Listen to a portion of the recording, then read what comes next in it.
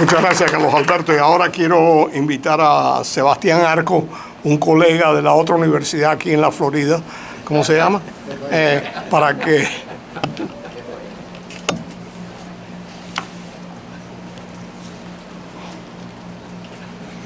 Muchas gracias, Jaime. Muchas gracias, Frank. Es un honor. Muy rápido, quiero hacer un balance de la nueva política, lo que considero importante, fundamental, lo que creo que se quedó en el tintero. Y después quiero brevemente hablar de algunas de las cosas que pasaron antes de que se hiciera el cambio de política, que me parece a mí que son muy significativos. ¿Qué es importante del cambio de política? Hemos regresado a una política norteamericana guiada por principios fundamentales, democracia, derechos humanos, no simplemente hacer negocios, ganancias. Ya no estamos en la época en que lo que era conveniente para General Electric era conveniente para los Estados Unidos. Eso es bueno. Hemos regresado a una política de confrontación, de enfrentamiento con un régimen que lo único que se merece es precisamente ese tipo de política. Eso es lo único honorable, es enfrentarse a un régimen como este con una política de confrontación. Hemos regresado a una política de condicionalidad, donde Estados Unidos no simplemente da sin recibir ni pedir nada a cambio, sino que es una negociación como Dios manda. Usted me da y yo le doy. Hemos regresado a una política que considera que los verdaderos agentes de cambio dentro de Cuba no son los cuentapropistas, no son los funcionarios del régimen, son los opositores que están en la calle. Esos son los verdaderos agentes de cambio. Le recorta las ganancias a los militares, digo recorta porque creo que se quedan todavía afuera muchas cosas, pero es bueno. Y recorta ese turismo frívolo, porque yo creo que si algo ha demostrado los 2 años y medio que llevamos con la política de Obama, es que la teoría del turismo activista es simplemente ridícula. Los turistas no cambian gobierno. Imagínense a las Kardashian haciendo intercambios pueblo a pueblo en Cuba de manera significativa, como dice la política norteamericana. ¿Qué se quedó, según mi opinión, en el tintero? Hay una distinción entre el aparato militar del régimen y el régimen mismo, que yo creo que no es necesaria ni correcta. Si le quitamos el pan a Gaesa, hay que quitarle el pan al resto del aparato económico del régimen que controla el 90% de la economía. La prensa constantemente se está refiriendo a que Gaesa controla el 40 o el 30 o el 60. El Estado cubano controla el 90% de la economía. El Estado cubano es el enemigo, no Gaesa. Gaesa es un brazo del Estado cubano. Yo creo que eso hay que ajustarlo en esta nueva política. Deja en su lugar cosas de la política anterior que son, en mi opinión, muy negativas. Por ejemplo, el negocio de gerencia de la compañía Starwood en un hotel que es de la compañía Gaviota, que es de la compañía del grupo Gaesa, se permite porque ya estaba. No me parece buena idea permitir este tipo de negocios que van en contra del espíritu y de la letra de la ley de la Helms-Burton y además de eso, de la intención de esta nueva política, simplemente dejarla ahí porque ya estaban ahí. Se quedan los cruceros, que en mi opinión son la antítesis de la política pueblo a pueblo. Todo el que ha estado en un crucero sabe que quien se baja en un puerto de atraque no tiene apenas tiempo para interactuar. Y los cruceros en Cuba atracan en los operativos de Gaesa. O sea, todo el dinero de los cruceros en Cuba, y es sustancial, va a parar directamente a los bolsillos de Gaesa. Es una contradicción con la intención de la política dejar los cruceros. No se mencionó el Cuban Medical Parole. En mi opinión, hay que restituir el Cuban Medical Parole, porque hay muchísimos médicos cubanos que ya dieron el salto y están ahora en un limbo migratorio y legal, de donde no pueden regresar a Cuba, son considerados desertores por el gobierno cubano. Yo creo que corresponde a esta administración echarle una mano a esa gente que ya habían dado el salto antes de que el señor Obama cambiara la política. Ahora, creo que es importante notar algunas de las cosas que pasaron en las semanas previas al anuncio,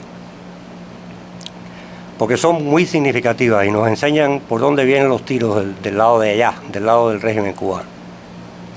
Por ejemplo, la campaña frenética del gobierno de Cuba y del lobby del gobierno de Cuba aquí en los Estados Unidos para tratar de demostrar de alguna manera que cambiar la política de Obama era negativo, era contraproducente, iba a ocasionar pérdidas millonarias a las compañías norteamericanas, iba a ocasionar miles de empleos a las compañías norteamericanas.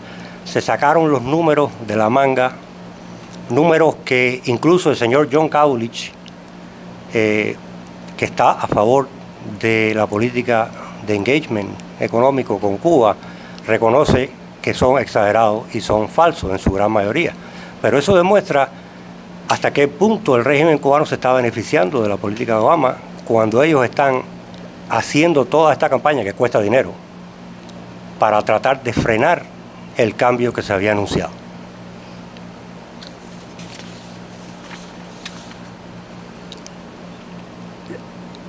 Llegaron incluso a decir que echar para atrás la política de Obama iba a dañar el incipiente sector cuentapropista de Cuba. Y se olvidaron que los cuentapropistas en Cuba llegaron primero que la política de Obama. Y los cuentapropistas de Cuba abrieron restaurantes, paladares para servir a la población y servir a los turistas mexicanos, españoles y canadienses que ya estaban yendo a Cuba hace más de 25 años. Y no se deben a la apertura de Obama, ni van a perecer porque dejen de ir los turistas norteamericanos a Cuba. O sea, esto es una demostración de nuevo hasta qué punto ellos manipulan la realidad para tratar de impedir que se cambie la política, lo cual demuestra que la política de Obama les conviene. A pesar de haber dicho que la política de Obama era una especie de caballo de Troya para minar al gobierno cubano desde adentro, aparentemente está claro que estaban usando un doble lenguaje. Por un lado decían que la política era un caballo de Troya, por el otro lado se están beneficiando a manos llenas de esa política. ¿Todo bien? Voy bien. No, Camilo, no. Hay tolerancia. Recordemos que desde que se implementaron los cambios de Obama el 17, no ha habido en Cuba una sola nueva reforma por parte del régimen. Ni una sola nueva reforma. O sea, argumentar que darle para atrás al cambio de Obama es afectar el ritmo de reformas en Cuba o afectar al sector reformista que aparentemente estaba en control, nadie me lo había dicho. Que estaban presionando a Raúl Castro, el sector reformista, que por cierto nadie sabe quién es el sector reformista en Cuba. Estaban presionando a Raúl Castro para que continuara haciendo la reforma, pero es que no ha habido ni una sola reforma desde el 17D. Hicieron incluso argumentos razonables o aparentemente razonables, hablando de los derechos inalienables de los norteamericanos. Imagínense ahora al régimen cubano hablando de derechos inalienables. Los pájaros tirándole a la escopeta. Y constantemente diciendo que se iba a cambiar una política que tenía un apoyo mayoritario de la opinión pública de los Estados Unidos. Y yo les hago una pregunta importante. ¿Desde cuándo la política exterior de un país se gobierna por la opinión pública?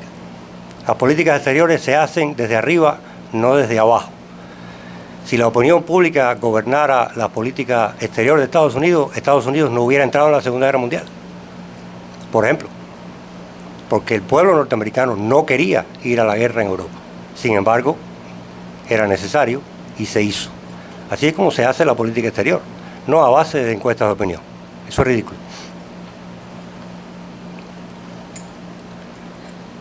Por último, demuestra también una teoría clásica de las ciencias políticas que se llama resistencia burocrática. ¿Qué trabajo le costó a Trump echar para atrás la política entera de Obama?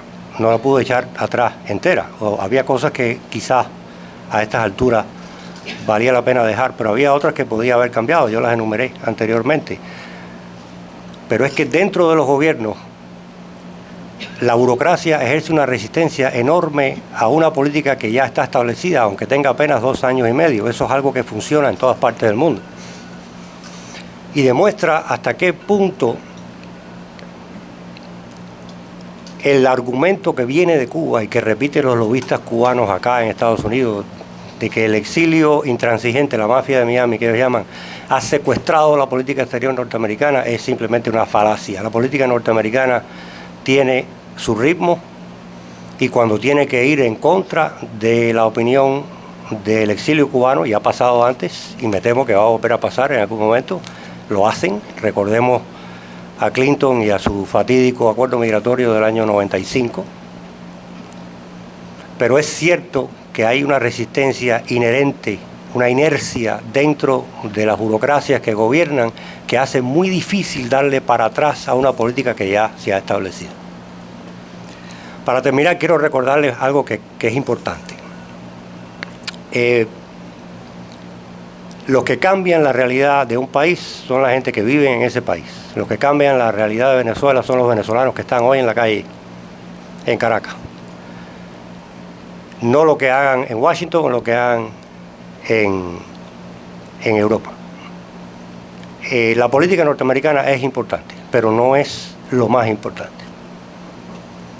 Me alegro mucho que la política norteamericana se haya movido desde donde estaba con Obama, pero al final el cambio que queremos en Cuba tiene que venir de adentro de Cuba.